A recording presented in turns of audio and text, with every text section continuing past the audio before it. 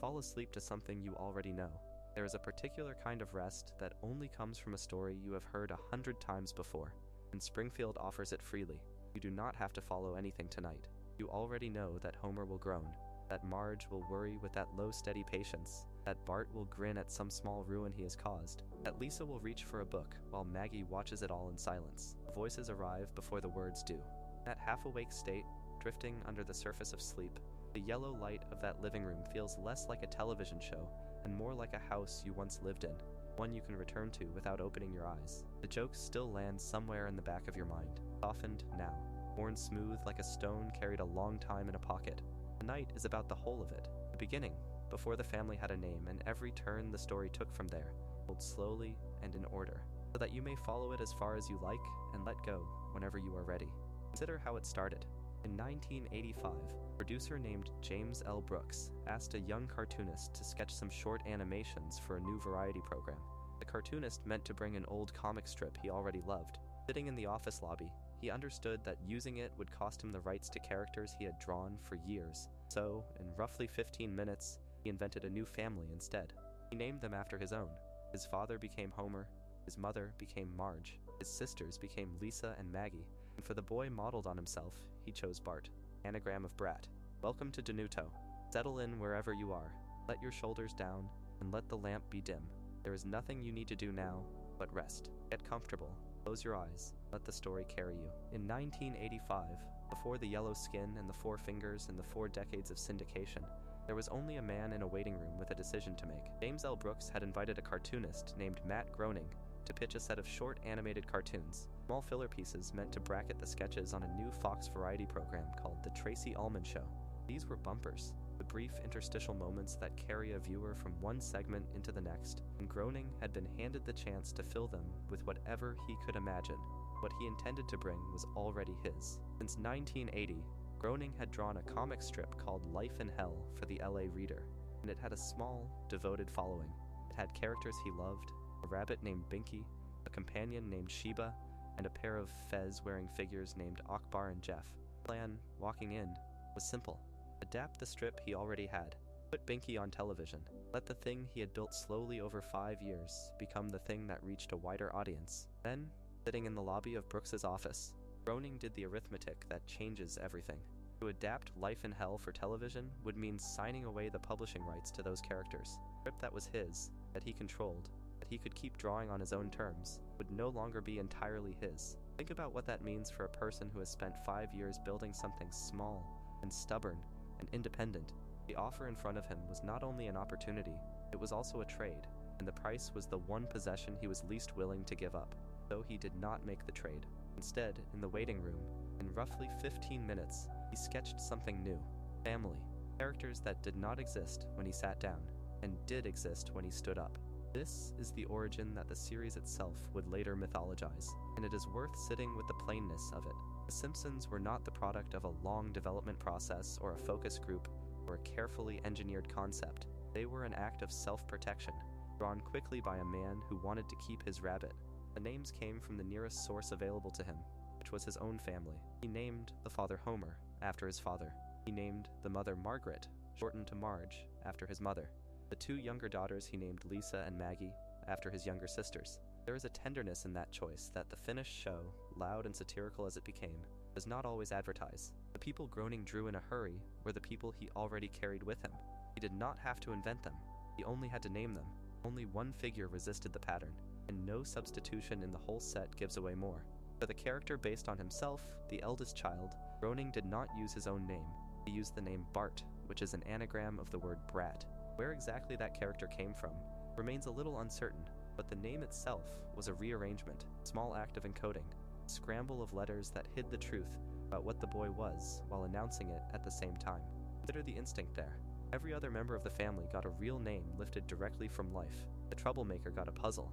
The mischief was built into the character before a single frame was ever drawn, sealed into the 4 letters of his name. There is one more accident in these early drawings that shaped the series more than almost any deliberate decision could have. Groening drew the family crudely, roughly, the way anyone sketches when they are working fast and expect their work to be refined by someone else. He assumed, reasonably, that the studio's animators would take his rough sketches and clean them up, Smooth the lines, correct the proportions, do what animators do. That is not what happened. The animators traced directly over his original drawings. The crudeness was not fixed because no one understood it was supposed to be fixed. And so the overbite, the wild hair, the uneven eyes, the whole strange geometry of the family became permanent. What began as a placeholder became the design. The show looks the way it looks, because a rough draft was mistaken for a final one. Around those traced lines, a small production assembled itself. The shorts were animated by a studio called Klasky Supo. The direction was shared among David Silverman, Wes Archer, and Bill Kopp. And the writing came from Groening himself, not yet the machine of hundreds that the series would eventually require. It was a compact operation, making tiny films, each one only long enough to hold a viewer's attention between the live sketches of a variety show. The scale matched the ambition of the moment. It was modest, fill the gaps, keep the audience in their seats. The first of these shorts carried the title Good Night. It aired on April 19th, 1987, placed as the second segment of the third episode of the Tracey Ullman Show's first season. That is the true beginning. And notice how buried it is. Not a premiere, not an event. Second segment of a third episode, someone else's program, a piece of connective tissue between other people's jokes. The family that would eventually outlast the show it was created to support, that would become one of the most recognizable images on the planet, entered the world in a slot designed to be forgettable. There is a quiet irony in all of it that rewards a slow, late-night kind of attention. Groening sat in that lobby trying to protect the thing he cared about most. It was life in hell. He treated the new family as the safer option, sketch he could afford to give away, the characters he was willing to trade because he had only just made them and had not yet learned to love them. The rabbit was the treasure, the family was the compromise, and history reversed the two completely. The strip he was protecting is remembered now mostly as the thing he almost pitched instead. The family he drew in 15 minutes to avoid a bad deal became the work of his life. So much of what the show would become is already latent in this waiting room story, if you look for it. A mixture of the personal and the invented, real family names attached to exaggerated cartoon bodies. The hidden jokes sitting inside a surface, a brat's name scrambled into a boy. The gap between what was intended and what actually happened. An assumption about cleanup that produced a permanent style instead. Even the modesty of the debut, tucked into a corner of a variety show, foreshadows a series that always understood itself as commentary, running alongside the main event, watching the culture from the margins. None of that was planned in the lobby. Groening was not designing a legacy. He was solving a problem, quickly, with a pencil, hoping to keep what was already his. That is perhaps the gentlest way to understand where the Simpsons come from. Not from vision, at least not at first, from a man declining to sign a piece of paper and drawing something new so he would not have to. By the time Fox agreed to put a family of yellow cartoon characters on primetime television, the decision was not really a decision at all. It was a negotiation dressed as one, and the story of how 6 episodes became 13 tells you almost everything about how fragile this show was at the start. Fox executives first agreed to order only 6 episodes of The Simpsons as a half-hour series. 6. That is a hedge, not a commitment. It is the number a network offers when it wants to be able to say it tried something without having to mean it. What moved that number came from 2 directions at once, and neither was a clean act of faith. A Fox programming executive named Garth Ancier told his boss, Barry Diller, what has since been described as a white lie. He said that the rival network ABC had offered 6 episodes of its own. Think about what that small untruth was doing. It was manufacturing scarcity, inventing a competitor's interest to make a hesitant boss afraid of losing something he did not yet want. And from the other side, the producer James L. Brooks used the leverage he actually had, a pending film deal with Fox, pushed the order upward. One man leaned on a fiction, the other on a contract, and between them, the order climbed. Fox ultimately committed to a full first season of 13 episodes as a half-hour series. I want to sit with that for a moment, because it is easy to hear 13 episodes and think of it as a triumph. It was, in a sense, but it was a triumph built on a nudge and a bluff, on a film deal used as a lever, on a phantom offer from a network that may never have offered anything at all. This that would run for decades began its half-hour life on ground that soft. That matters, because everything that happened next in the production carried the same quality of improvisation under pressure. People making enormous decisions with very little certainty beneath their feet. With an order in hand, someone had to build the thing. That someone was Sam Simon. He joined The Simpsons in 1989 as an executive producer and showrunner, working alongside Matt Groening, who had created the family, and James L. Brooks, who had willed the deal into being. Groening had the drawings and the sensibility. Brooks had the industry weight and the relationships. But a weekly half-hour comedy is not drawn into existence by a sensibility or a relationship.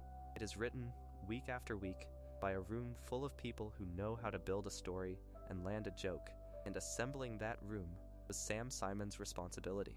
He was the one who found the writers. Consider the names he gathered, because this was not an ordinary hiring. Al John and Mike Rice, Jay Kogan and Jeff Martin, George Meyer, John Swartzwelder, John Vitti, and Wallace Wolodarski. If you know anything about the series' later reputation, some of those names will land with real weight, but at the time they were simply the people Simon believed could do the work. What he was doing was setting the voice of the series before most of the world had seen a single frame of it. Writer's Room is not just a group of employees, it is a sensibility distributed across many minds, a shared sense of what is funny and what is true, how far a joke can be pushed before it breaks. Simon was choosing the show's temperament by choosing who would be in that room. He would not stay to see all of what he built. Sam Simon left The Simpsons in 1993, only a few years into a run that would stretch on, and yet he retained an executive producer credit on the series for the rest of his life. There is something telling in that arrangement. A man walks away from the day to day, and the credit follows him anyway, every week, for years. An acknowledgement written into the machinery that the shape of the thing was partly his, and always would be. He assembled the room, and the room outlasted him, and the credit was the show's way of admitting it. Now to the episode that was supposed to be the beginning, and was not. It carried the production code 7G01, and it was called Some Enchanted Evening. It was made first. It was intended as the series' launch episode, the front door through which audiences would first walk into this world, with a planned air date in the fall of 1989. Everything about it says pilot. It was the one they built to be seen before all the others. The making of it followed the pattern of the era. It was first directed by Kent Butterworth. The character and background layout was done in Los Angeles by the studio Klasky Csupo, which is to say the drawing that established where everything sat and how it looked was handled close to home, under the eyes of the people who cared most about getting it right. But the labor-intensive work, the in-betweening that fills the motion between key drawings, the coloring, the actual filming, all of that was subcontracted overseas to the South Korean studio Akam. The reason was money. It was cheaper, and a show ordered on a bluff does not have much money to spare. This division of labor was ordinary for animated television. It was how these things got made. And then the animation came back from Korea. The production staff gathered at the Gracie Films bungalow to screen it, to see for the first time the episode that was meant to introduce the whole series to the country. James L. Brooks watched it and delivered a verdict of 3 words. He says, in effect, that it is worthless, and the words he actually used were, "This is shit." That reaction set off a heated argument with Gabor Csupo, the head of the Klasky Csupo studio, who did not accept that the animation was the problem. He blamed the writing instead. Picture the room. The episode that was supposed to launch everything is flickering on the screen, and instead of relief there is a producer condemning it in the bluntest possible terms, and a studio head firing the blame straight back at the script. This is the pilot. This is the front door. And the front door is broken, and the people who built it are turning on one another about whose fault it is. What followed was not a small repair. Nearly 3/4 of the animation in Some Enchanted Evening had to be redone, this time domestically, back at Klasky Csupo. The animation director David Silverman oversaw the corrections, working frame by frame to bring the episode back into line with the style the series had established for itself. Understand the scale of that. Not a scene here or a shot there, but most of an entire episode, taken apart and rebuilt one frame at a time to match a standard the overseas work had failed to meet. That is not a touch-up.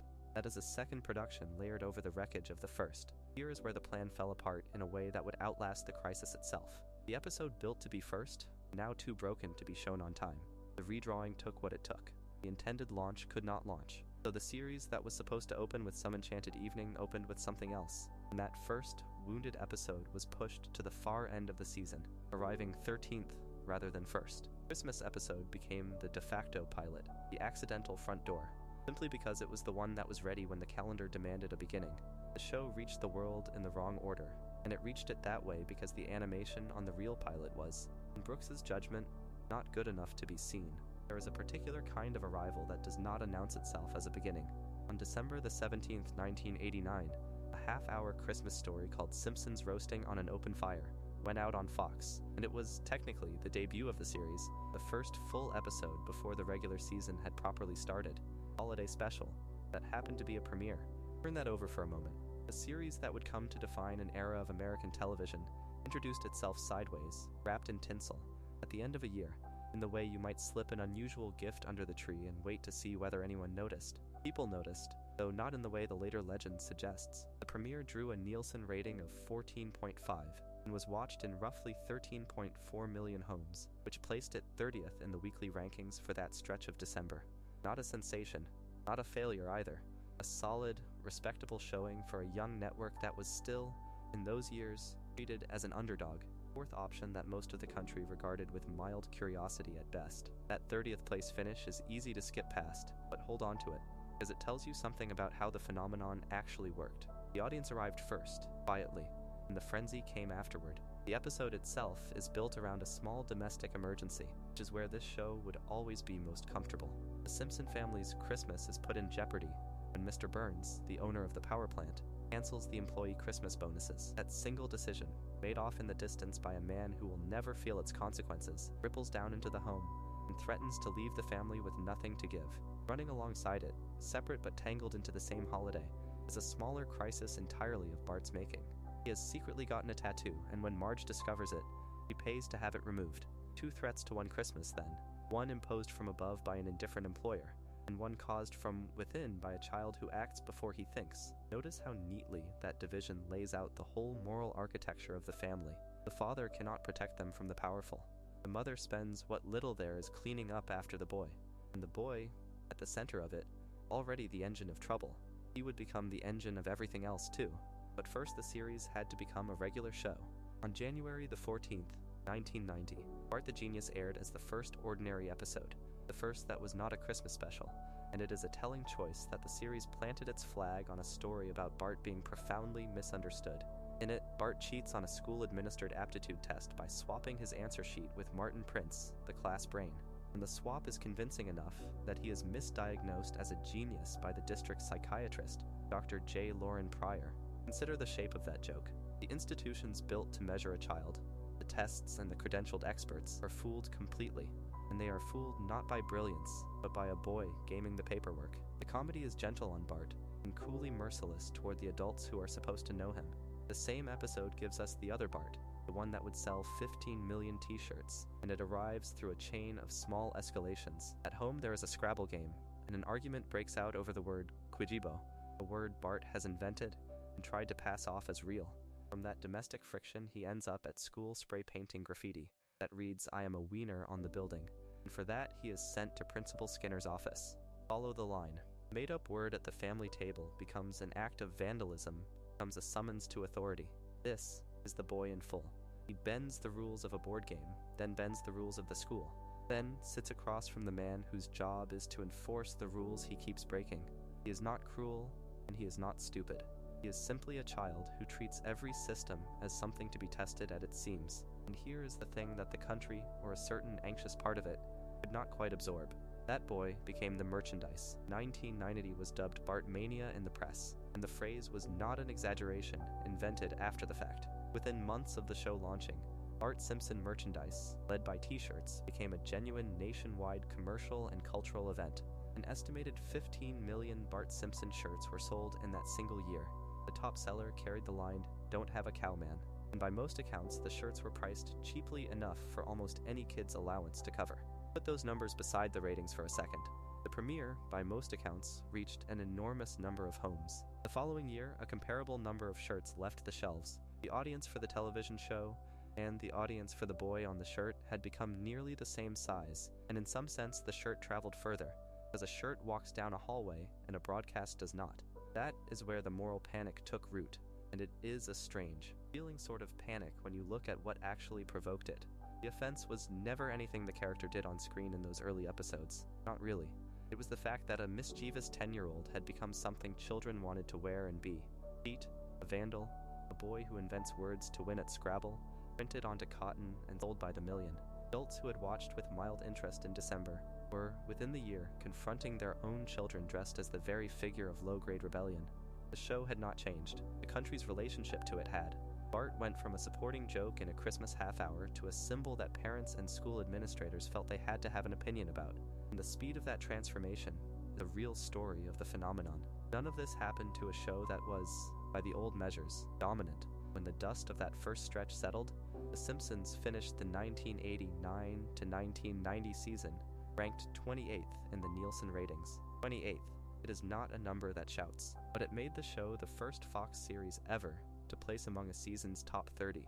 And that is the figure that actually mattered, because it was not really about beating the other 27 shows above it. It was about a fourth network, the one nobody had taken seriously, proving that it could reach the audience the established networks reached. Animated family comedy, introduced sideways at Christmas, carried by a boy on a t-shirt, did that. The ratings placement and the merchandise explosion were two faces of one event. The broadcast built the recognition, and the recognition became a commodity almost faster than anyone could react to it. There is something instructive in the sequence when you lay it out end to end. The show arrives modestly, finishes 30th in its first week, settles into a regular slot in January with a story about a boy the experts fail to understand. Within months, the press has a name for the fever, and by the end of the season, the character is on 15 million chests, while the series itself sits at 28 in the rankings, the first of its network to get that far. The phenomenon did not come from the numbers being enormous. It came from the gap between how ordinary the numbers were, how completely the boy had escaped the screen. Bart did not need to top the ratings. He only needed to be the thing people carried out into the world with them. And that year, he was. There is a moment, near the start of the 12th episode of the second season, when the family is simply sitting together, and a small domestic joke turns into an origin. Bart asks how Homer proposed to Marge. The family teases Marge that her nausea might mean she is pregnant again, and out of that ordinary evening, she begins to tell the children the story of how she and Homer first met and fell in love. Frame matters, not the series speaking to us directly about its own past. It is Marge speaking to her kids, choosing what to remember and how to shape it. And that choice, a mother narrating her own beginning, the first thing to hold on to here. The episode is called The Way We Was. It arrived on the 31st of January, 1991, the 25th episode the series ever produced. Written by Al Jean, Mike Reiss, Sam Simon, and directed by David Silverman. What those writers were doing was more ambitious than it looked. Very early in the life of the series, before anyone knew how long it would run or how much would eventually have to hang together, they reached back and gave the two adults at the center of the family a shared history. They decided where Homer and Marge came from, and the decision they made was to place that beginning, not in some grand romantic setting, but inside the machinery of an ordinary American high school. Marge narrates that she and Homer were both seniors at Springfield High School, and that despite spending years in the same building, they had never once met before that final year. Think about what that small fact does. It means the great love of the series is founded on a near miss, on two people who could have gone their whole adolescence without ever crossing paths. The distance between them is not geography. It is temperament and habit, and the different corners of a school that different kinds of teenagers occupy. Marge belongs to the part of that world that shows up and speaks and cares. Homer belongs, from the very first glimpse we get of him, to the part that is already checked out. We meet teenage Homer skipping. He avoids his English class, and the joke he makes to his friend Barney, that he will never need it, because he is never going to England. It is a wonderfully dumb line, and it tells you exactly who this boy is. He mistakes a language for a country. He treats his own education as a thing happening to someone else. Instead of going to wood shop, he and Barney go off to smoke and grab a burger. There is no anxiety in him about any of this, no sense that he is throwing anything away. And that ease, that untroubled refusal to take his future seriously, is the ground the whole romance will have to be built on.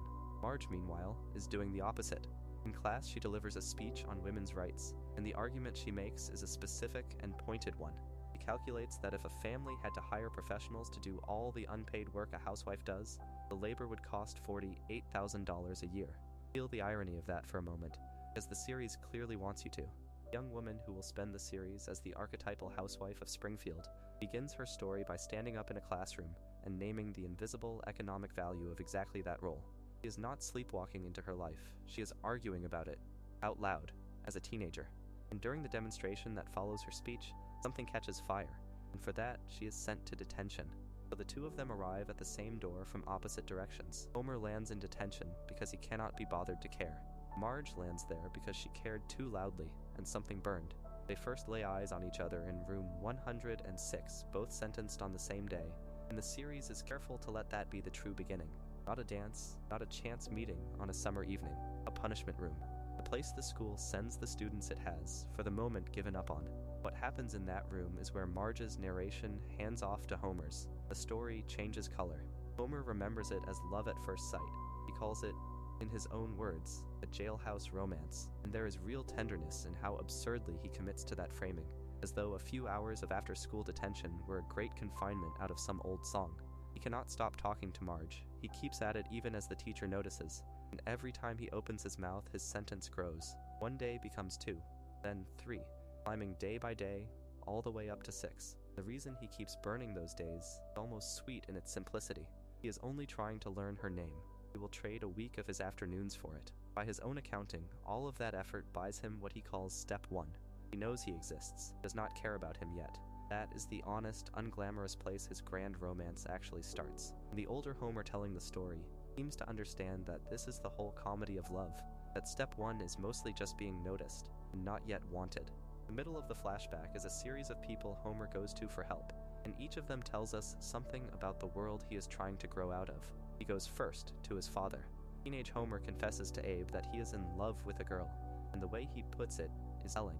He wants to force her to like him. He does not imagine winning her so much as overpowering her indifference. And Abe, in one of the bleaker pieces of advice a father gives a son in this show, tells him not to overreach. He counsels Homer to aim lower. Go for the dented car, Abe says, the dead-end job, the less attractive girl. Take what you can get and expect nothing better. That is the inheritance Homer is working against. A father who has already decided the ceiling on his son's life is generous enough, in his own mind, to warn the boy before he bruises himself reaching. The romance we are watching is, in part, Homer failing to obey that advice. Marge is not the dented car. Reaching for her is exactly the overreach his father tried to talk him out of. Then, he goes to the school guidance counselor. Here the episode does 2 things at once. Homer asks for help winning Marge over, and the counselor gives him a genuinely decent piece of strategy. Share her interests. He mentions that Marge is on the forensics team, the debate club, that it meets in room 219. That single detail is the hinge of the courtship. It gives Homer somewhere to go, something to pretend to care about, a way to be in the same room as the girl who does not yet care about him, and it grows directly out of who Marge already is, the one who stands up and argues. But the counselor is not only there to help Homer chase a girl. He is a school official whose job is to point students toward the rest of their lives, and when he asks Homer about his plans after graduation, the gap between the 2 boys we met at the start reopens. Homer's first answer is a joke. He talks about drinking beer and staying out all night, as if the future were just a longer version of skipping class, and the counselor, patiently, brings up the nuclear power plant that is soon to open, and floats it as a career-wise choice. A sensible place for a boy like this to end up. There is something almost gentle and almost sad in watching the plant enter the story here. Not as fate, but as a suggestion from a tired adult trying to give a coasting teenager a direction. We know where Homer works. We have always known. And the flashback quietly shows us the ordinary afternoon, in a guidance office, when someone first said the words out loud to him. That is the architecture of the origin the show chose to give itself. 2 seniors who never met, brought together by punishment, one of them arguing about the unpaid labor she is destined to perform, and the other unable to name the country he confuses with a language. Father advising his son to settle for less. Counselor pointing, in the same conversation, toward the debate team that will win Homer the girl, and the power plant that will hold him for the rest of his working life. Everything that the series will treat as fixed and eternal, the marriage, the job, the roles, is shown here in its soft and uncertain beginning, before any of it had hardened. All of it comes to us secondhand, remembered and narrated by the 2 people who lived it, which means what we are really watching is not the past itself, but the story a family tells about where it came from, on an ordinary evening, as a child asked. There is a scene that opens the story of this family's memory, and it begins with silence, or rather with the family gathered around a baby who will not perform on command. The 10th episode of the 4th season, an episode called Lisa's First Word. Simpsons kneel around Maggie and try, with the coordinated hope of people who want a small miracle, to coax a first word out of her. They offer her the easy ones, try to get her to say Baba, and then Daddy, and then Kitty, each syllable held out like a treat, and Maggie takes none of them. She belches, and Homer and Lisa, unwilling to let the moment be nothing, decide together that the belch sounded like the word burlap, which is the kind of joke a family tells itself to turn a disappointment into a shared possession. Marge, watching this, does what an anxious parent does, which is to consult an authority. The authority here is a magazine that does not exist outside this show, Fretful Mother magazine, and its very name tells you what the series thinks of the industry that sells worry to parents. The magazine warns that if Maggie does not talk by the age of 1, the family should consider what it calls a corrective tongue extender. Think about what that phrase is doing. It It is a piece of invented medical nonsense, but it lands because every parent has read something like it, some paragraph engineered to make an ordinary child sound like a problem to be corrected. The show does not lecture you on this. It simply names the magazine Fretful Mother and lets the name carry the argument. Then, the episode turns, as this show so often does, from the present into memory. Bart asks a fair question. He wants to know what his own first word was, and Marge, gently, admits that she does not remember. There is something honest in that admission, something most family stories would never allow, because the myth of the family is that every first is recorded and treasured. Marge does not remember Bart's first word. He remembers instead is Lisa's, though she tells that story. The story begins before Lisa was born, with the family living in a small apartment on the Lower East Side of Springfield in the spring of 1983. That date matters more than it seems. The series is reaching back to place these characters in a specific, slightly shabby past, an apartment on a Lower East Side, the geography of people who have not yet arrived anywhere. And it is here, in the flashback, that we get one of the small, cruel, tender moments that define Homer as a father. Baby Lisa tries to say daddy. He reaches for the word and it comes out wrong. It comes out as Domer. And Homer, rather than melting, lunges at her in anger, and then, mid-lunge, falls asleep. The whole of Homer is in that beat, the flash of temper, the complete absence of follow-through, the body simply shutting down before the anger can become anything. It is funny, and if you sit with it, it is also a portrait of a man whose worst impulses are constantly diffused by his own exhaustion and limitation. He is not gentle. He is just too tired to be as bad as his first instinct. Around this memory, the episode builds the machinery of a growing family. Marge tells young Bart that they are going to have another baby. He frames it in the softest possible terms, telling him there is going to be twice as much love in this house as there is now. It is a lovely line, and a doomed one, because Bart is a child. Children do not experience a sibling as more love. They experience it as division. Homer, for his part, approaches the logistics of a new baby the way Homer approaches everything, which is to say with a plan that is technically a solution and practically a disaster. His plan to make room is to give the new baby Bart's crib, and to have Bart sleep in his parents' bed until he is 21. State that plan plainly, and you can see the entire shape of Homer's parenting. The problem is solved. The child is displaced. The absurd timeline is delivered without a flicker of doubt. House hunting follows, as a bigger family needs a bigger place, and here the episode indulges in a small parade of the impossible homes a young couple on a small budget is offered. Homer and Marge leave Bart with Marge's sisters and go looking. They view a home in a crime-ridden neighborhood the show calls the Rat's Nest. They view a house that reeks of melted hog fat. They view a houseboat. And they view a house that is legally owned by the cats who live in it. A joke. But the run of them together is a kind of quiet realism about what young families actually get shown when they cannot afford the good thing. The dream of the bigger house collides with the reality of the market, and the market offers rats, and rendered fat, and a boat, cats with a deed. The episode saves its real emotional stroke for the end, and it earns it. Lisa's actual first word, the one the whole story has been circling, turns out to be Bart, and the series places that word at the precise moment it will hurt worst and mean most. Bart, having decided that this new baby has ruined his life, is packing to run away from home, blaming Lisa for everything that has gone wrong. And it is then, as her brother is preparing to leave, that the baby says his name. The word that finally arrives is not daddy and not mommy. It is the name of the sibling who resents her, spoken to him as he tries to abandon the house. The rivalry the episode has built is, in a single word, dissolved, or at least complicated, because you cannot fully hate someone whose first act of speech is to say your name. And then, because this show refuses to let a warm moment stand unaccompanied, it delivers a final joke that folds the whole episode back on itself. We have been watching this flashback because Maggie will not talk. At the very end, in the present day, Maggie does talk. Her actual first word is daddy. She says it only after Homer has left the room, so that no one in the family hears it, so that the achievement everyone has been straining toward happens in an empty room to no audience at all. It is a joke, and it is also almost unbearably true to how these things go. The milestone arriving off schedule and unwitnessed, the moment you waited for happening the second you stopped watching. It is worth pausing on how much the world was watching this particular episode. Lisa's first word was Season 4, Episode 10, production code 9F08, written by Jeff Martin and directed by Mark Kirkland, and it first aired on the 3rd of December, 1992.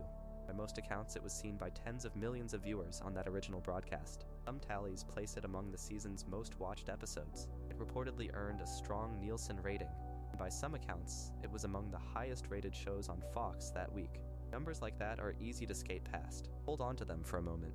Nearly 29 million people, on a single winter night, gathered to watch a cartoon baby say her brother's name. The story of this family's backstory was not a niche pleasure. It was, for that week, the most watched thing the network had. The rest of the family's origin comes together a season and a half later, in an episode from the 6th season, called And Maggie Makes Three, and it uses the same structure, memory summoned by an ordinary evening. The framing device is Homer instituting mandatory weekly family time, and the family is watching a cartoon when he does it. Cartoon is a parody of Knight Rider called Night Boat, crime-solving boat, which is exactly the sort of small, perfect invention this show throws away in a corner of a scene. The idea of the talking crime-fighting car reworked into a talking crime-fighting boat. Into this enforced togetherness, Marge pulls out the photo album, and the album, as albums do, opens the door to the past, this time to the story of Maggie's birth. What that flashback shows is Homer at a genuine crossroads, and it shows it through one of the series' most satisfying gestures. Homer quits his job at the Springfield nuclear power plant. He does it after finally paying off the family's debts with his last paycheck, which is the detail that gives the moment its weight. Because he is not quitting from security. He is quitting the instant he is, briefly, precariously free. The moment the balance hits zero, and he owes no one anything. And the way he quits is pure exuberance. There is island music playing on the radio, and Homer, in the act of leaving, drums on Mr. Burns's bald head to the beat of it. Consider the image. The powerless man using the head of the most powerful man in town as a bongo, keeping time to island music. On his way out the door he believes he will never walk through again. It is a fantasy of escape rendered as percussion, and if you know anything about where Homer ends up, you know how that freedom lasts, as the quiet sadness underneath the joke. These two episodes, taken together, are the series filling in the empty rooms of its own house. They tell you where Lisa's first word went and who it was for. They tell you how Maggie arrived and what her father gave up, and briefly regained, to make room for her. And they do it in the show's characteristic register, which is to hand you a real feeling, and then, before it can turn sentimental, place a belch, or a boat, or a bald man's head being played like a drum, right beside it. By the time the series reached its 3rd season, something had settled into the writer's room that would define its most celebrated years, and much of it came down to the people who were there. Consider John Swartzwelder first, because his name attaches to more of these episodes than anyone else's. Between 1989 and 2003, he wrote 59 episodes, more than any other writer in the show's history, and the margin is not close. The next most prolific writer reportedly trails him by a wide margin. That is not a lead. That is a different order of productivity. One writer accounting for a body of work that most careers would be proud to claim as their entire output. What makes the figure stranger? The way he worked. Starting around season 6, Swartzwelder negotiated a clause in his contract that exempted him from the writer's room altogether. He did not have to come in. He could write his scripts from home and send them along, which for a collaborative comedy assembled by committee is an unusual privilege to be granted, and an unusual thing to want. Weigh what that arrangement really was. The room was the engine of the series. The place where jokes were built and rebuilt by a dozen people at once was its most productive contributor asking to be left out of it, trusted to deliver from a distance. The method behind that isolation is the part people remember.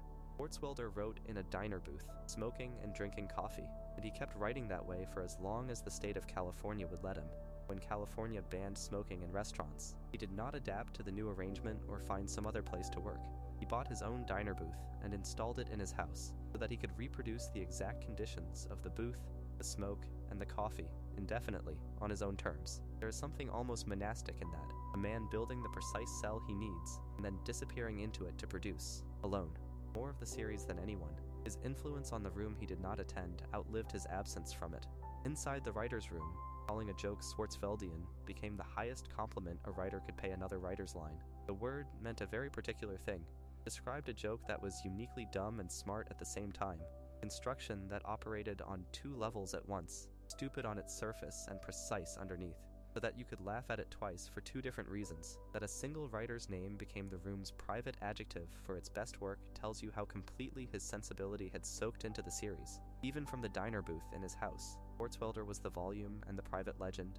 George Meyer was something closer to the show's conscience of comedy, the man whose fingerprints are everywhere and whose name is on comparatively little. Meyer graduated from Harvard in 1978 with a degree in biochemistry, and while he was there, he served as president of the Harvard Lampoon, which which is the more relevant credential of the two. Before The Simpsons, he had already moved through the upper rooms of American comedy writing. He wrote for Saturday Night Live, for Late Night with David Letterman, for Not Necessarily the News, and for The New Show. By the time he arrived at The Simpsons, he was not a beginner. He was a veteran of the places where the country's comedy was manufactured.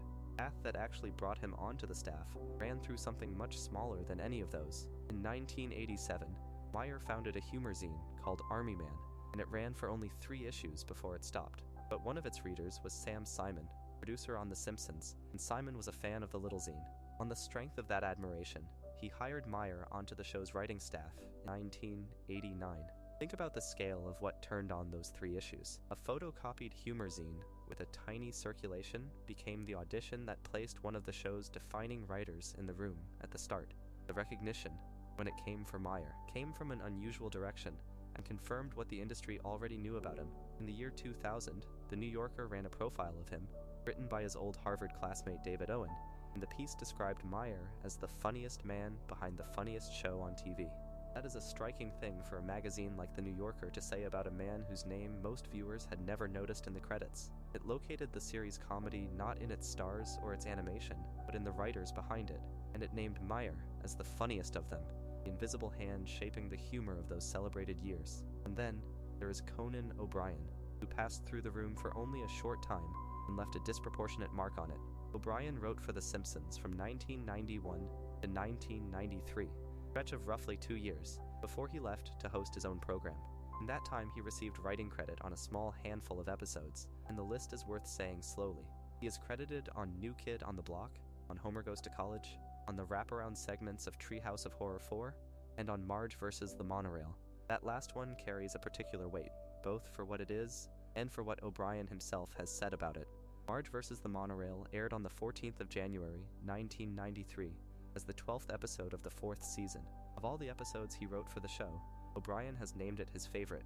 There is a fittingness to that choice landing on this episode, as the monorail story is the kind of premise that runs on exactly the comic engine the room prized. A whole town talked into a beautiful, obvious mistake, and it belongs to a writer who was in the building for barely 2 years before leaving to become something else entirely. Set these 3 lives beside one another, and you begin to see the culture that produced the series' best run. One writer working alone, in a booth in his own house, sending in more scripts than anyone. One veteran of Harvard and Letterman and Saturday Night Live, brought in off the back of a 3-issue zine, later called the funniest man behind the funniest show on television. One future talk show host passing through for 2 years, and leaving behind an episode he would name as his favorite. They did not work the same way, and they did not stay for the same length of time.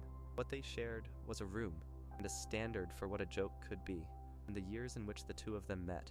There are episodes that a writer's room stumbles into, and there are episodes that feel engineered, built the way a good machine is built, every part turning a larger part. The 3 that follow tend to appear on the same short lists whenever people who take this show seriously argue about its peak, and what unites them is not a shared subject, but a shared confidence. Each one trusts the audience to keep up. One begins somewhere ordinary, and ends somewhere the ordinary premise could never have predicted. Consider first the one that opens with a fine. Mr. Burns is caught, and not by an investigator or a rival, but by Boy Scouts, who discover that he has been illegally dumping nuclear waste around Springfield. The drums are hidden in the park, some of them stuffed inside the trunks of trees, and for that an Environmental Protection Agency agent named Malone fines him $3 million. Notice how the show handles the number. It does not linger on the crime or the danger. The waste in the trees is a single grotesque image, delivered and dropped, and the story moves immediately to the interesting question, which is not how the money was won, but what a town will do when a large sum of money suddenly appears with no strings attached. So the fine becomes a town meeting. The town meeting becomes the real engine of the episode. Residents gather to debate how to spend the settlement, and the proposals begin sensibly. Marge suggests fixing the potholed Main Street, which is the kind of proposal a functioning community actually makes, unglamorous and correct. Grandpa Simpson takes up the same cause, and for a moment it works. The crowd is won over, and they begin to chant, Main Street, Main Street, and if the episode ended there, it would be a small civic fable about doing the boring right thing. But watch what the episode slips into that same room. A disguised Mr. Burns is present, calling himself Mr. Scene-Rub, and he urges the town to reinvest the money back into the nuclear plant, which is to say back into himself. It is a wonderful piece of construction. as Sneerup fails. His pitch is too transparent, too obviously self-serving, and the crowd does not take it. The joke is that the villain's manipulation is amateurish. And then, having shown you a bad con man, the episode introduces a good one. Lyle Landley arrives and pitches a monorail. He claims he has already sold monorails to Brockway, Ogdenville, and North Haverbrook, 3 names offered as credentials. He leads the crowd into a call and response chant of monorail. Think about what that structure accomplishes. The town has just resisted an obvious swindle and embraced Main Street. Landley does not argue against Main Street. He simply sings louder, and the same crowd that chanted for potholes chants for a train they do not need. The episode is really about how a community's good instincts can be overwritten in a single scene by someone who understands rhythm better than the honest people in the room do. The second episode begins not with a town, but with a boy alone and afraid. Bart starts receiving anonymous threatening letters, a string of them, and then a phone call, a voice that says only that it is going to kill him. The family cannot identify the source. There is a quiet cruelty in how the episode stages the fear before the reveal, the not knowing, the ordinary house made uneasy by mail. And when the Simpsons turn to the authorities, they find no help. Chief Wiggum tells Marge that there is no law against mailing threatening letters, and he says this with total confidence until Officer Lou corrects him. It is a small exchange, but it establishes the world of the episode precisely. The people who are supposed to protect Bart are not going to. Competence is elsewhere, held by a subordinate, and the man in charge does not even know the law he is meant to enforce. The threat, of course, has a source, and the episode gives it to us at a parole hearing. Sideshow Bob describes Bart to the board as the spirited little scamp who twice foiled his evil schemes, and the phrasing tells you everything about the character. He is asking to be released, and even while performing contrition, he cannot resist the flourish of literate self-regard, the affection curdled into something formal and dangerous. Then, there is the tattoo. Across his chest, Bob wears the words "Die Bart Die," and asked about it by the parole board, he claims that it is German, that it translates to the Barthy. The audience knows better, and the board, absurdly, does not. Here again is the pattern from the first episode seen from a different angle. A room full of people whose job is judgment is talked past by someone with a better vocabulary and no shame. And the town meeting the con was a song. Here it is a pun, offered straight-faced to the very people whose caution is the only thing standing between Bart and harm. The show keeps finding new versions of the same unsettling idea, that institutions can be defeated by nothing more than confident nonsense. The third episode turns the lens away from villains towards something harder to laugh at, which is an ordinary competent man dropped into a world that does not reward competence. It opens, fittingly, with a piece of media, Kent Brockman news segment profiling a man named Frank Grimes. The profile is a biography of hardship. Grimes spent his childhood as a delivery boy. At the age of 10, he survived a silo explosion. He earned a diploma in nuclear physics through a correspondence school, which is to say he taught himself a difficult science by mail, alone, without the scaffolding that most people take for granted. The episode is careful to make him admirable before it makes him miserable. Everything in that segment is a record of a person who earned every small thing he has. Mr. Burns watches the same segment, and it moves him, though not in the way it might move you. He decides to hire Grimes as an executive vice president, and he explains the decision by calling Grimes a real scrapper, a self-made man, like me. Comedy and the tragedy are both packed into that phrase. Burns sees in Grimes a reflection of himself, the man who built everything alone. And the irony is that Burns inherited a fortune, and Grimes survived a silo, and Burns cannot tell the difference between the two stories. The promotion, too, does not survive Burns's attention span. By the time Grimes actually arrives, the executive vice presidency has evaporated, and the self-made man is placed at a desk beside Homer Simpson. What happens next is the quietest and the most brutal of the three engines. Grimes grows resentful, and the episode is scrupulous about giving him reasons. He watches Homer's incompetence at close range, sees Homer asleep inside a radiation suit, a man being paid to guard against catastrophe while unconscious inside the equipment meant to protect him. He watches Homer drink 3 beers at lunch, and return to a job where beer and radiation are the two things that should never meet. Grimes, who survived an explosion and taught himself physics by correspondence, this is not comedy. It is an insult delivered daily by a universe that let him suffer for everything Homer receives for free. And this is where the third episode reveals what it shares with the other two, underneath the different surfaces. Marge versus the Monorail is about a town that cannot protect its own good judgment. The Sideshow Bob episode is about institutions that cannot protect a child. Homer's Enemy is about a world that cannot protect, or even recognize a genuinely good worker. In each case, the series sets up a system that ought to function: a town meeting, a police force, and a parole board, a workplace, and then it shows that system failing to do the one thing it exists to do. The failures are funny because they are staged as jokes: the chant, the pun, man asleep in the suit. But the reason these episodes keep appearing on the serious lists is that the jokes are load-bearing. They are not decoration on top of a story. They are the story, arguing that the structures we trust are thinner than we think. There is a craft lesson buried in watching the three together, and it has to do with restraint. None of these episodes explains itself. Marge versus the monorail never pauses to tell you that Snrub failing and Landley succeeding is a statement about persuasion. Cape Fear never underlines that Wiggum's ignorance of the law is the same joke as the parole board's ignorance of German. Homer's enemy never has anyone say aloud that Grimes is being punished for being good. The scripts trust the images to carry the argument: the drums in the trees, the tattoo on the chest, the sleeping man in the radiation suit, and they trust you to be awake enough to feel the weight without being told it is heavy. That trust is what a creative peak actually looks like. Not more jokes, not bigger stakes, but a growing confidence that the audience will meet the series halfway, and a willingness to build episodes that only fully land for the people who do.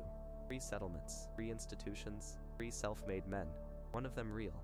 The series keeps handing its most sympathetic instincts: the desire to fix Main Street, the duty to protect a child, the respect owed to honest work, for rooms full of people who cannot hold on to them. It is a strange thing to find so funny, and stranger still that it holds up after all these years, waiting for anyone who looks at it twice. On the 29th of April, in 2018, a single episode of an animated cartoon quietly ended a record that had stood for more than 40 years. The episode was called Forgive and Regret, the 636th the series had produced, and with it, The Simpsons became the most produced scripted primetime series in the history of American television.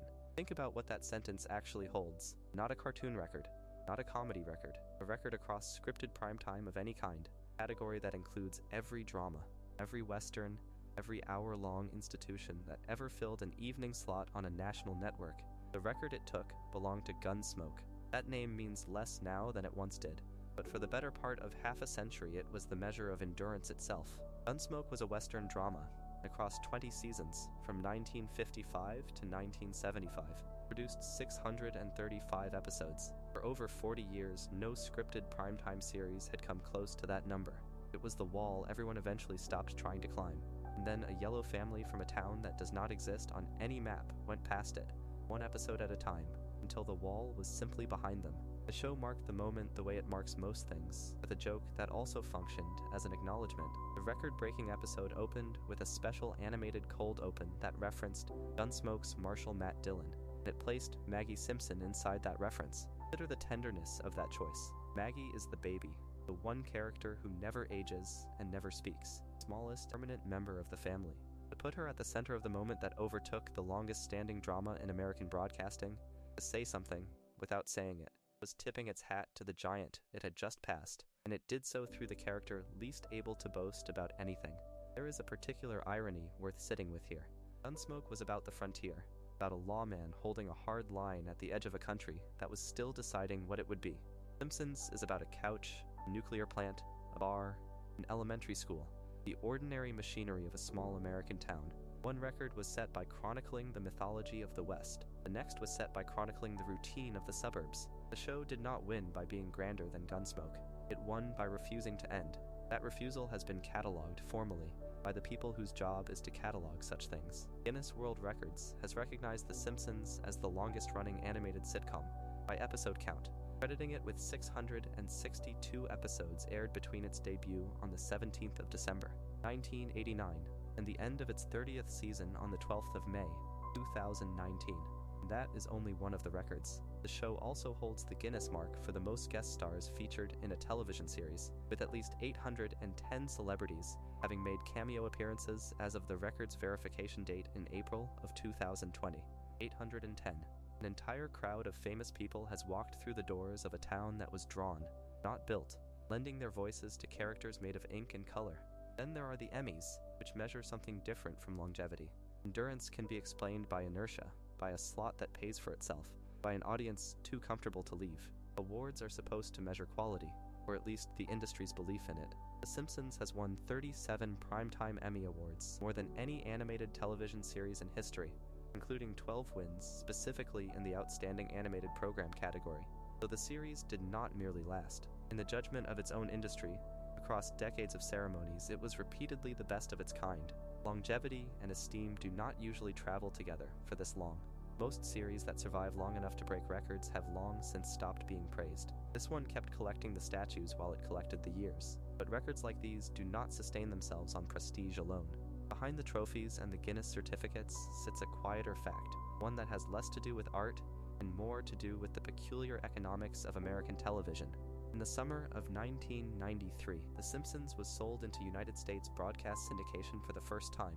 That in itself was ordinary. Popular shows go into syndication all the time. Local stations buy the right to run old episodes, and the money flows back to the producers. What made this deal unusual was its structure. It was written without an episode cap. Follow what that means, slowly, as it is the hinge on which much of this rests. Syndication deal with no cap meant that local stations retained their exclusivity rights for as long as Fox kept producing new episodes. No ceiling. No point at which the arrangement expired because a certain number of episodes had been reached. The deal did not reward stopping. It rewarded continuing.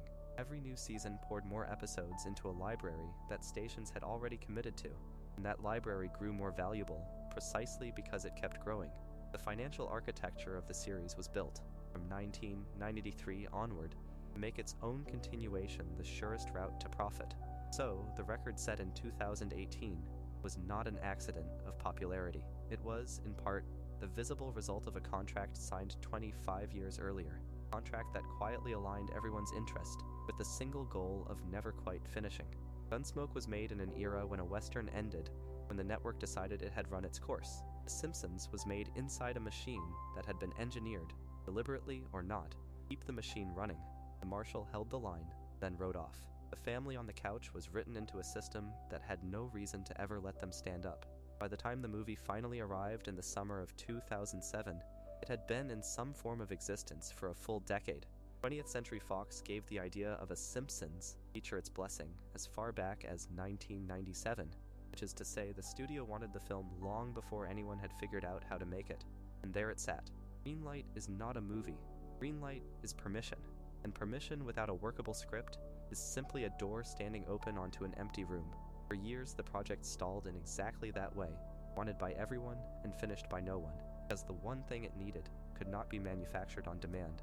It needed a screenplay the people who knew these characters best could actually stand behind. Consider what an unusual problem that was. This was not a case of a studio unable to find talent. The talent was already assembled, already writing this world every week on television, already among the era's most decorated comedy writers of their generation. The obstacle was not skill. The obstacle was that a good Simpsons movie is a genuinely difficult thing to write, and the people capable of writing it knew that better than anyone, which may be why they were in no hurry to pretend they had solved it before they had. The machinery did not really begin to turn until 2001. That was the year the voice cast finally signed contracts to appear in the film, and it is a small detail with a large meaning. Until the actors were committed, serious screenplay work could not properly begin, because you cannot write in earnest for a picture that might never be made. Once the cast was bound to it, the picture became real, and the writing became real with it. So the clock that most people imagine started in 1997 actually started here, 4 years later, with signatures. There was another arrangement made around this time, and it is the one that explains almost everything about how the film was built. James L.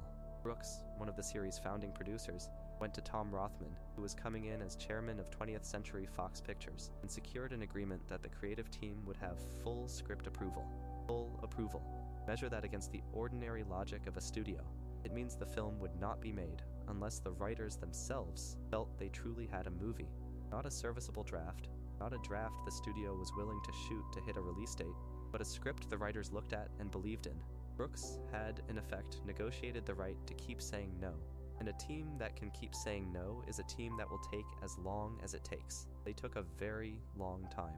Starting in 2003, the project moved into a series of creative writing retreats, and the people gathered for them amounted to something close to a reunion of the series' own history. Past showrunners came back. Writers who had defined different eras of the series sat down in the same rooms. The core film writing team included James L. Brooks and Matt Groening, the two names most bound up with the show's origins, alongside Al Jean, Mike Scully, Ian Maxtone Graham, George Meyer, David Merkin, Mike Rice, Matt Selman, John Swartzwelder, and John Vitti. Read that list slowly, and what you are looking at is not a writer's room in the usual sense. It is a gathering of people who had each, at some point, been responsible for the whole thing. Different sensibilities, different favorite jokes, different instincts about who these characters really are. All of them in one place, trying to agree. The method they settled on was almost architectural. They took the plot outline and split it into 7 sections, and each writer took responsibility for drafting roughly 25 pages, which were then merged together into one rough draft. There is something appealing about the plainness of that approach. You divide the mountain into pieces, small enough for a single person to carry, and then you carry them, and then you try to make the seams disappear. The trouble, of course, is the seams. 25 pages written by one hand and 25 written by another do not naturally speak in the same voice, and the work of reconciling them, turning many drafts into one film, where the years went. Brooks described the deeper difficulty in a way that is worth sitting with. He said the writers were so emotionally invested in getting the characters right that it took about a year just to get loose and start having fun with the script. A year. Not a year to write it, a year before the writing could even relax into itself. And you can understand why. These were not hired hands adapting someone else's property. These were people who had in many cases helped invent Homer and Marge in the town they live in, and now they were being asked to put those characters on a larger screen, in a longer form, in front of an audience that would judge whether the leap was worth taking. The weight of caring too much is a real weight. It makes you cautious. It makes you protective. It makes it hard to be funny, because funny requires a kind of looseness that fear does not allow. So the first thing they had to write past was their own reverence for the material. Out of all this came the number that would later define the story of the film's production. The screenplay went through more than 100 rewrites over the course of its development, and in August of 2007, per Deadline Hollywood Daily, Brooks put an even sharper figure on it, stating that the script had passed through 166 drafts. That number was startling enough that it prompted speculation it might be a record for a Hollywood screenplay. Whether or not it truly held that title, the figure tells you something honest about the process. 166 drafts is not the sign of a team that could not write. It is the sign of a team that refused to stop until it was right, protected by that early agreement that let them keep refusing. Lay the timeline out, the scale of it becomes clear. Animation production on the film did not begin until January of 2006. Animation is the point at which a film becomes physically expensive, the point of no return, and it did not start until then. It means the screenplay development, the retreats, the 7 sections, the merging, the 166 drafts, all of it occupied roughly the years 2001 through 2005, 4 to 5 years of writing before a single frame was drawn. And even that was not the end of it. Script revisions continued as late as May of 2007, only 2 months before the film reached theaters in July. The writers were still changing lines while the release was already bearing down on them. Saying no did not stop when the drawing started. It simply continued alongside it, right up to the edge. There is a quiet irony sitting underneath the whole enterprise. It comes from the fact that the series never paused to make the movie. During the roughly 6 years the film was in production, the television series itself aired 6 additional seasons and well over 100 more episodes. Stop and hold those 2 facts next to each other. In the same span of time it took this dream team to shape one movie, the ordinary weekly operation of the show produced more than 100 complete stories. The series was a machine that turned out finished work on a relentless schedule, and it kept turning the entire time.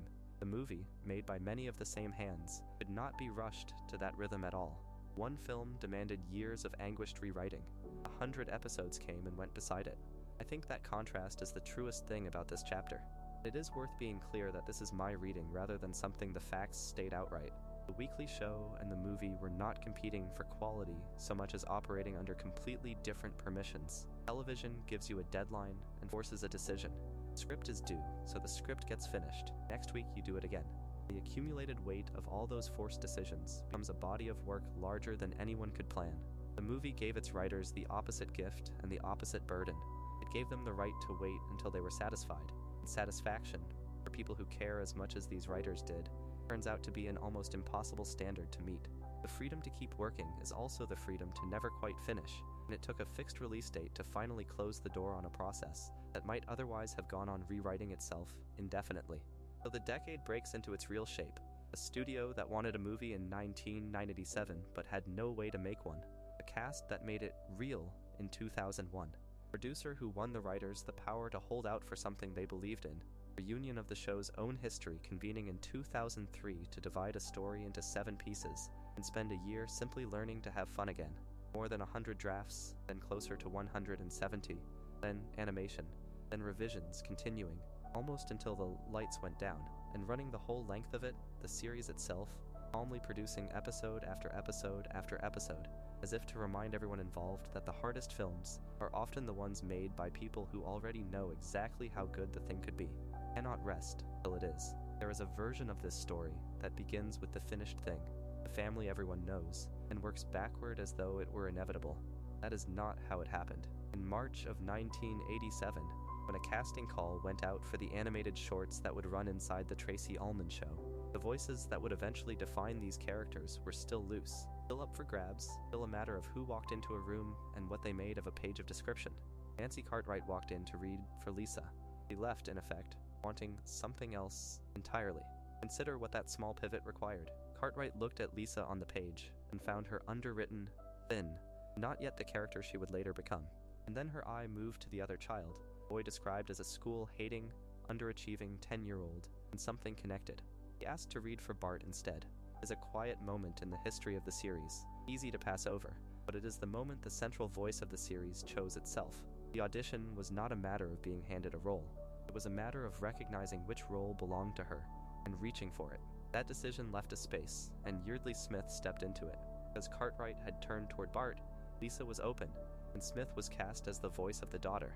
Think about how contingent that is. The 2 children of the family, the pair whose rivalry and tenderness would carry so many later episodes, were assigned not by grand design, but by one performer, following her instinct away from the part she had been called in for. Smith did not get Lisa in spite of Cartwright. Smith got Lisa because of a choice Cartwright made about Bart. The parents came together differently, and the difference tells you something about how the shorts were assembled. Dan Castellaneta and Julie Kavner were not strangers auditioning for a chance. They were already there, already members of the repertory cast of the Tracey Ullman Show, familiar quantities in the building. When Homer and Marge needed voices, the 2 of them were asked directly. No separate audition, no reading against a room of hopefuls. The producers already knew what these performers could do, and they simply turned to them and asked. So the table came together in 2 motions at once. Some voices arrived by choosing, and some arrived by being chosen. For a while these were only shorts, brief interludes stitched into someone else's program. Then, on the 17th of December, 1989, Family stepped out on its own. Simpsons premiered as a standalone series on Fox, no longer a segment inside a variety show, but a program with its own name, its own half-hour. Voices that had been assembled almost casually a couple of years earlier were now the engine of something much larger. And here, the story changes register, because what follows is no longer about who reads for what part. It becomes about what those parts are worth.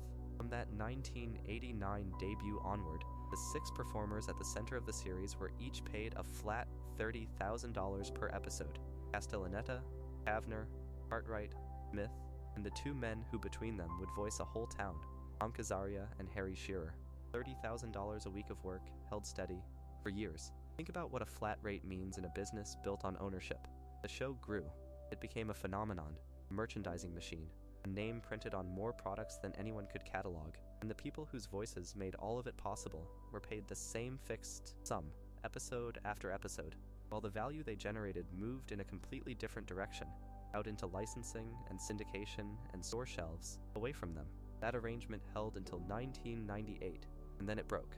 4 of the 6 main cast members decided they would not sign again on the old terms.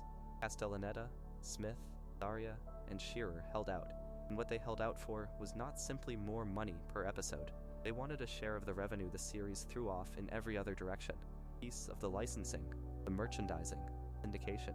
They were asking, in effect, to be treated as participants in the fortune their voices built, rather than as fixed costs against it. That is a different kind of demand. A raise asks for a bigger slice of the same pie. A share of revenue asks to be seated at the table where the pie is cut. The other 2 took a different path. Julie Kavner and Nancy Cartwright had already, separately, settled their own deals at roughly $50,000 per episode. So the standoff was not a clean 6 against the studio. It was 4 holding the line while 2 had already stepped away with an arrangement of their own. There is no drama to read into that beyond the plain shape of it. Individuals in a shared situation made individual choices, and those choices did not all line up. Fox answered the holdout with a threat that cut close to the bone. The studio hired casting directors in multiple cities across the country and set them searching for sound-alikes, performers who could imitate the four voices well enough to replace them. Register what that threatens. A voice actor is the role in a way a filmed actor never quite is, because the audience never sees the person, only hears them. The character is the sound. To go looking for someone who can reproduce that sound is to suggest the performer is interchangeable, that the thing the audience loves lives in the waveform and not in the human making it. Search was a message as much as a plan. That the studio believed these particular people could, in principle, be swapped out. Into that pressure came a voice from inside the series itself. Matt Groening, who had created the thing, backed the cast publicly during the dispute. What he told them was measured, and it is worth quoting exactly, because it holds two truths at once. Hold out for as much money as you can get, he said, but do make the deal. Read it slowly. The first half is encouragement to push, demand, and not fold cheaply. The second half is a caution against pushing so far that the whole enterprise collapses. It is the advice of someone who wanted the performers paid well, and also wanted the show to keep existing, and who understood that those two wishes could pull against each other if the standoff went too long. The dispute resolved. When it ended, the pay for the main cast had risen to $125,000 per episode. Set that against where they had started, at $30,000, and against the $50,000 that two of them had settled for on their own, not long before. In a single negotiation, the floor moved by a factor that would have seemed unthinkable at the debut. The number matters, but so does what stands behind it. A group of voice performers had looked at a machine generating enormous wealth from their work, had refused the flat fee that machine had always paid them, had withstood the threat of being replaced by imitators, and had come out the other side with their compensation multiplied. The threads of this chapter tie together in a way that is almost too neat to trust, and yet it is simply what happened. The same instinct that made Cartwright reach past Lisa toward Bart, the willingness to look at what was offered and decide it was not enough. Instinct that surfaces again a decade later at a far higher stake. First it was a performer choosing the right part. Then it was performers refusing the wrong price. The voices were assembled by people who knew, from the beginning, how to recognize what they wanted and ask for it. There is a version of longevity that looks like standing still, and there is another that looks like a slow, deliberate reinvention of the machinery underneath. The second is the one the Simpsons chose. To understand how the series kept moving past its 20th year, you have to look first at something a casual viewer would barely register, which is the shape of the picture itself. Season 20, which began airing on the 28th of September, 2008, was the last season to include episodes made in the original 4:3 ratio, the near-square frame that had held Springfield since the beginning. It was also the first season to start producing episodes in widescreen, a switch happening partway through, so that the year itself is split down the middle. By the next season, Season 21, the show aired entirely in high-definition widescreen. Hold that against a series that had already been on the air for 2 decades. The frame that generations of viewers had learned to associate with the series, specific proportions of that living room and that couch, quietly stretched outward. Nothing about the writing announced it. Characters did not remark on their new borders, but the visual grammar of the show had been rebuilt, and this was not the first time. The deeper change had come years earlier, and it too was almost invisible to the audience. Starting with Season 14, and specifically with the episode Treehouse of Horror the 13th, which aired on the 3rd of November, 2002. It moved away from the traditional cell-style ink and paint animation it had always used, and switched to digital ink and paint. The cells, the physical sheets, the hand-painted layers stacked under a camera, gave way to a process held inside computers. This, the quiet foundation under everything that followed.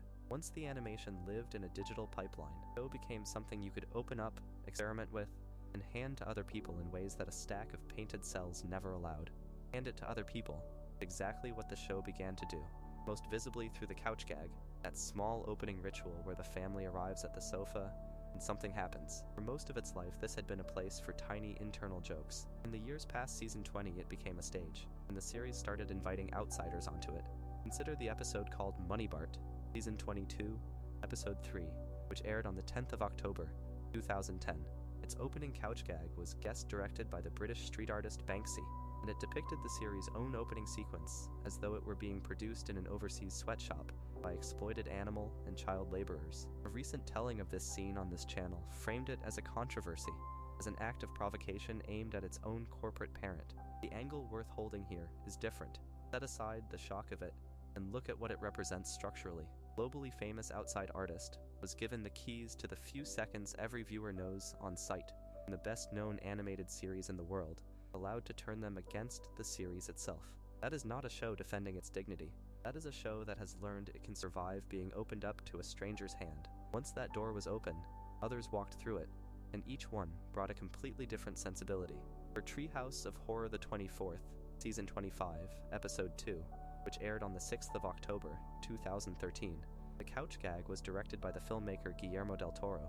He filled it with a dense montage of references to horror and science fiction films, including his own work, and closed it with a send-up of his film Pan's Labyrinth. This is a different guest entirely from Binky. Where the street artist used the couch to attack, the filmmaker used it to catalog, build a loving corridor of monsters, and let the family walk through it. Not long after, the series reached across to a wholly different tradition.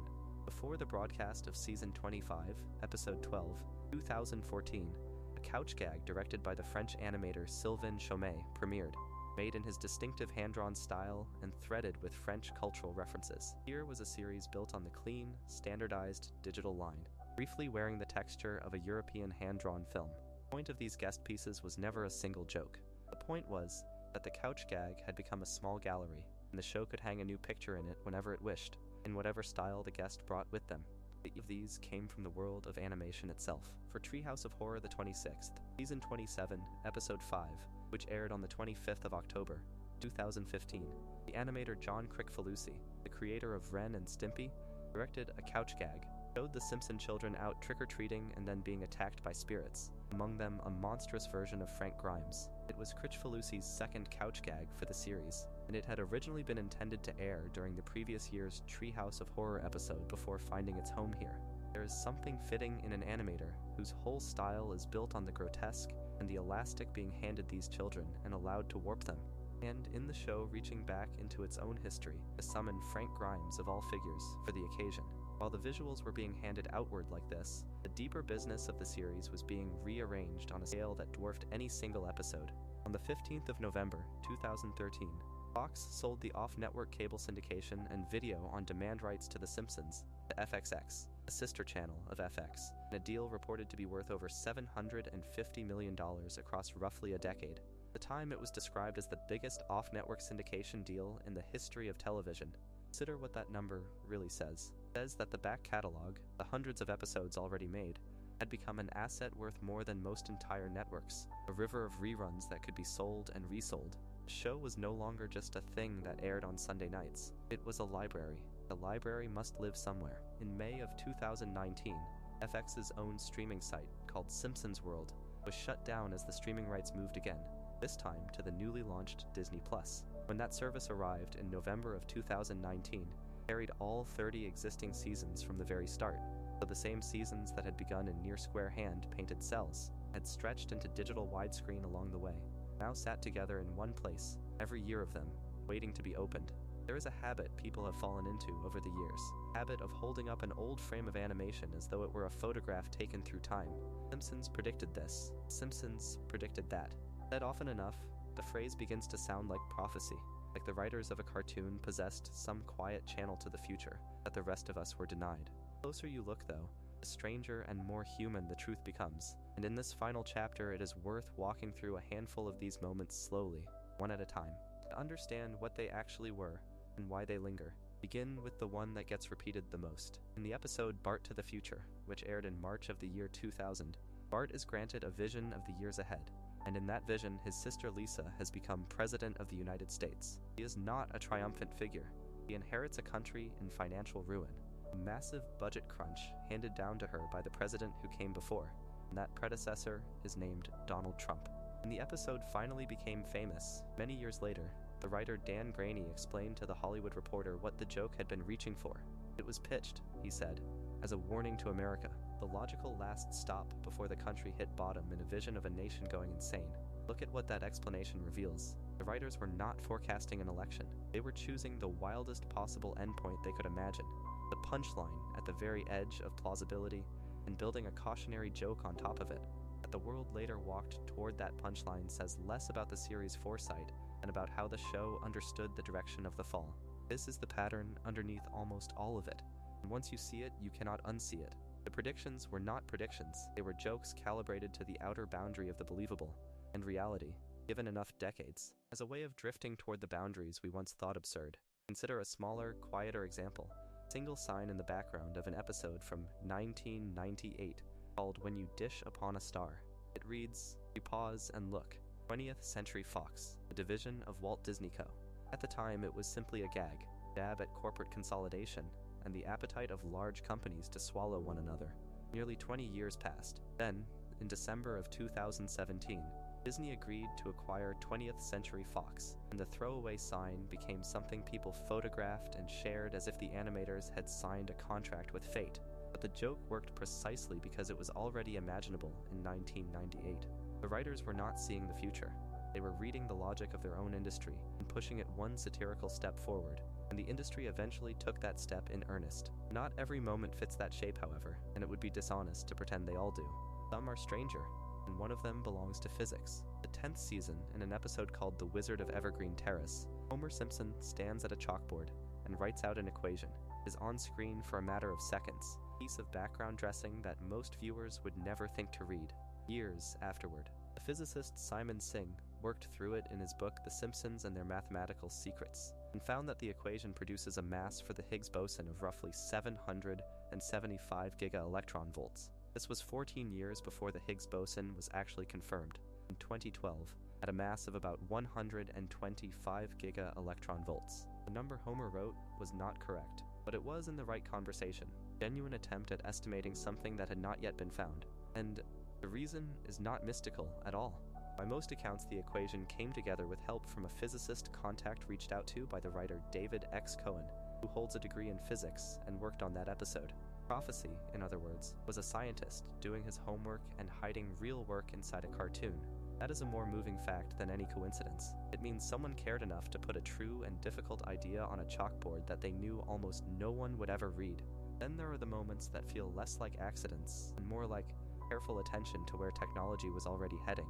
In Lisa's Wedding, which aired in March of 1995, the series reaches forward to the year 2010, and it frames the whole vision through a carnival fortune teller, an old device that lets the writers imagine freely without committing to certainty.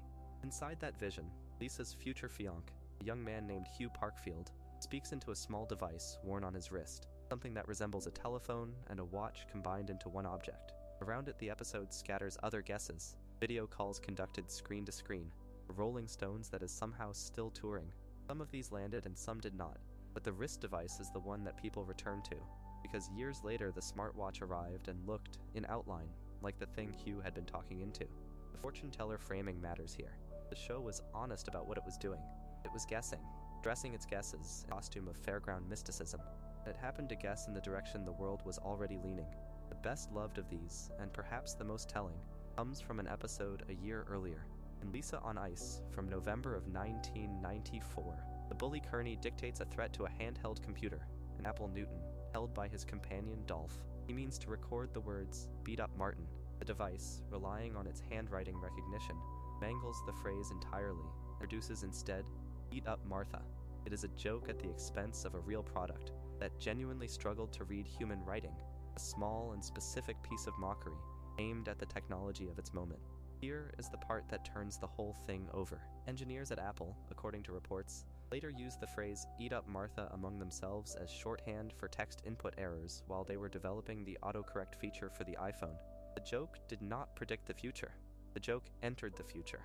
It became a private language for the very people building the thing it had mocked. Cartoon insult absorbed into the working vocabulary of engineering. That is another order of influence altogether. Quieter and deeper than any coincidence, the mark a show leaves when it becomes part of how an industry talks to itself. And this brings the whole matter to its natural resting place, which is influence rather than prophecy. The series did not only reach into the future of technology and politics, it reached into the future of comedy, and comedy noticed. In 2002, the animated series South Park aired an episode titled "Simpsons Already Did It," and out of it came a phrase that spread far beyond that single half hour. To say Simpsons did it became a shorthand, an accusation leveled at any show that arrived at an idea, only to discover The Simpsons had used it first. Sit with the strangeness of that for a moment. A rival cartoon built an entire episode around the anxiety of following in this show's footsteps, and in doing so it confessed something the tributes and the prediction articles only circle around. The Simpsons had become the ground beneath animated comedy, the thing every later show had to measure itself against.